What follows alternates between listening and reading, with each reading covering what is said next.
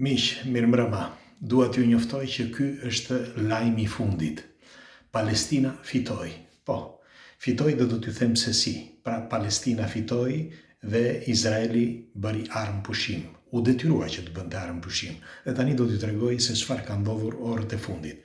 Kush është rastisht dhe nuk e ka bërë ende, le t'i bëj like faqe si shihni sërish, dhe ju falenderoj që jemi për bashkë. Ka ndodhur para pak orësh ku Donald Trump ka detyruar Izraelin që të bëj paqe urgjentisht, të kthej të gjithë robrit, kryesisht fillimisht fëmijët, dhe të gjithë robrit për sa i përket ushtarëve, grave, burrave e kutadimon.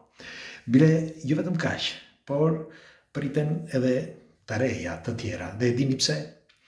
E thjesht, në qoftë se keni vënë re, kohët e fundit dikush ka vendosur një video ku tregon që Netanyahu ka thënë publikisht që, ose në një video të fshehtë, që ai Amerikën mund ta përdori si të doj. Me një fjalë, është shumë e thjeshtë që të përdor Amerikën si të duam ose ta kthejmë për të mirën tonë. Tani nuk dihet se përse e tha atë, ndoshta ishte në një kontekst që për të thënë që është me ne. Mirë po, këtë nuk e ka marrë mirë Donald Trump dhe në fakt nuk dihet se kush e ka nxjerrë këtë video. Është mjaft publike kjo video, nëse keni vënë re, ku Netanyahu thotë është presidenti i Izraelit, thotë që për ne, thotë, Amerika nuk është gjë, thotë, se kthejmë si të duam. Dhe nuk e ka marrë shumë seriozisht Donald Trump, dhe tjetra është nuk e ka marrë si qesharake. Por nuk ka qenë ky shkaku, kanë qenë dhe shkaqe të tjera. Siç e kemi thënë dhe më përpara, Donald Trump e ka thënë publikisht që edhe pse ndonse disa e kanë tallur kohët e fundit, po e ka thënë publikisht se sa luftra i ka ndaluar dhe ka parashikuar dhe lëvizje të tjera që i ka ndaluar akoma në kohë. Duke filluar, për shembull, siç ju thash, kundër Afganistanit, kundër Indis, apo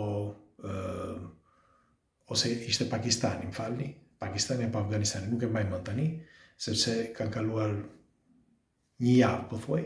Megjithatë, ishte konflikt që po përgatitej që të bëj, sepse kishte ardhur momenti sipas Indis që të rimerrnin një pjesë të tokës së tyre. Megjithatë, pra pikërisht Donald Trump e frenoi. Dhe nuk frenoi vetëm atë, por unë duhet ta përsëris edhe një herë, frenoi edhe luftën që mund të krijojë në Kosovë, sepse duhet të dini që para disa muajsh ka patur një konflikt, dhe të gjithë e njohin këtë, por një konflikt akoma më i fshehtë dhe më i fortë mes Serbisë dhe Kosovës. Dhe tregohet që kishin urdhra nga ana e Serbisë që të ngacmonin kufijtë e Kosovës për qëllime që të lëviznin qeta të vogla, sepse kishin për krahjen e Rusisë, njëkohësisht edhe të Kinës dhe të Koresë së Veriut.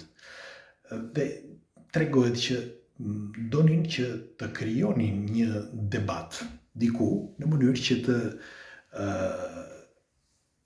nuk kam bërë ende dushë, tani duhet të futem në dushë, prandaj më duket sikur kam një javë pa ular, se isha në punë dhe tani sa u ktheva, më duhet të shkoj në dushë, por doja të bëja këtë video për ju, më falni, që prek gjithmonë flokët po flas. Dhe jam i lodhur.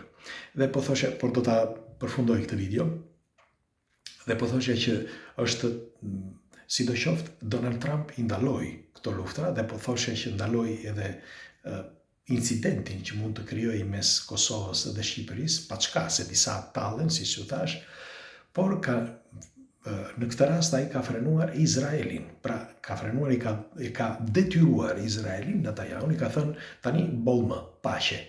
Nuk të furnizoj më, bile do të jesh kundra nesh nëse do vendosësh testesh përpara. Por pse, si erdhi kjo gjë? Erdhi për shkak sepse Netanyahu u dënua nga gjyqi internacional, u dënua nga shumë njerëz, edhe gjithë, po thuaj, një pjesë e madhe e botës ishte kundër tij. Dhe ai ishte i detyruar, sepse nëse do të kishte kundër edhe Amerikën, atëherë do të thotë që ai mund edhe të shkatërrojë gjithë atë që kishte përgatitur deri sot.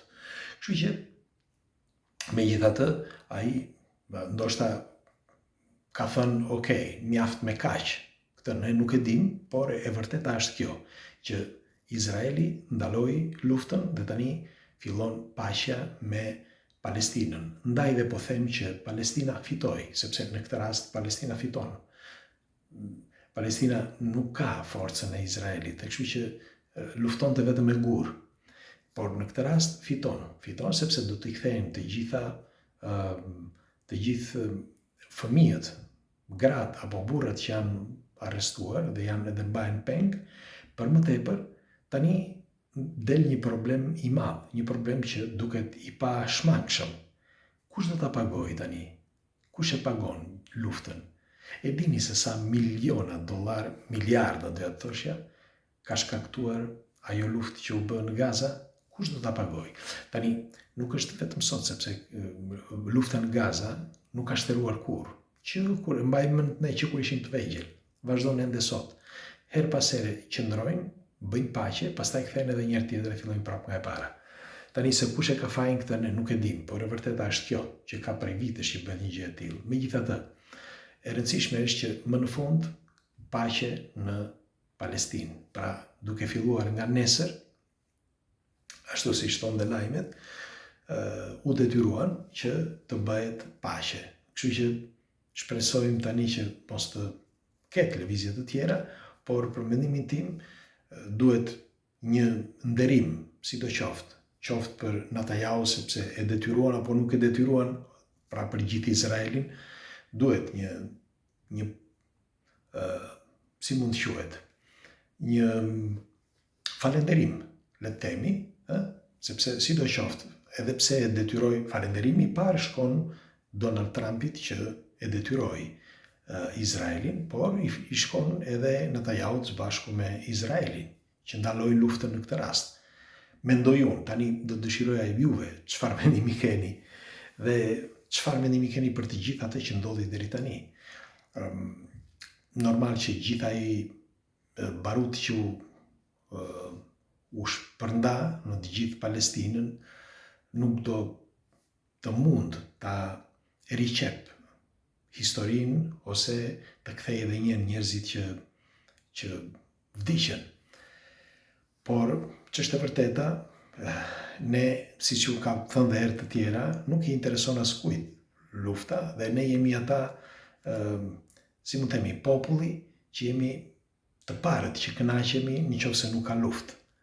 Megjithatë, siç thash, edhe kam thënë dhe do ta përsëris gjithmonë, ka vetëm çeta të vogla këtu apo aty, sepse këtë duan të bëjnë, sepse lëvron para e madhe, por nuk u le verdis që të bëjnë një luftë të madhe që të shkaktoj probleme, sepse do të shkaktojnë probleme edhe personale dhe ekonomike.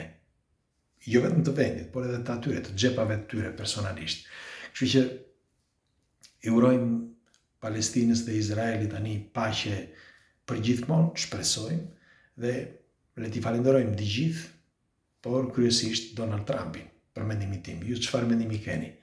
Kështu që për mua është një lajm i gëzuar, sepse më vjen keq për familjet, për fëmijët, për të gjithë.